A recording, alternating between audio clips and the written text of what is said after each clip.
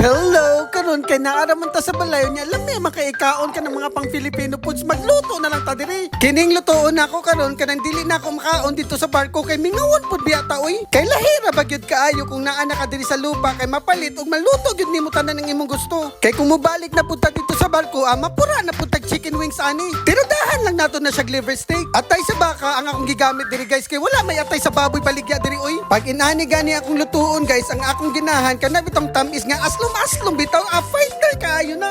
Kay nakapalit man pud tag Squid Game dito sa Chinese store, apilon lang pud nato na magsugba pud tani. Timplahan lang gud nato na siya og tarong ug i-marinate lang nato nag isa ka kontrata para lamigod kayo ba. Ug apilan pud nato na siya chicken feet, wala gyud naglagyo among kutis oy puti gyapon kayo na. Basin maapil na ako ni gutad ang akong tudlo mo na maghinay-hinay lang ta. Abrihan lang din nato na atong kalan kay ato na siyang adubuhon. Gisahon lang nato na una ang onion ug garlic ug isunod na pud nato ang chicken feet. Gisahon lang gud nato na taman magkisig-kisig gud bitaw ang tiil sa manok. Butangan din nato nag-attitude sa imong asawa ug timplahan nato na siya salt and pepper. Basta kay kabalo naman mo ani oy nadubo style lang gud ni siya kanang pareha ra gud ra sa inyo ha. Kay ang importante kanang humog jud bitaw kayo kanang matangtang ang bukog inig sup-sup. Grabe na gud kalalom sa Bisaya sa buing oy. Kiniluto na kayo na ang atong chicken feet, lami kay na siya subsupon gyud.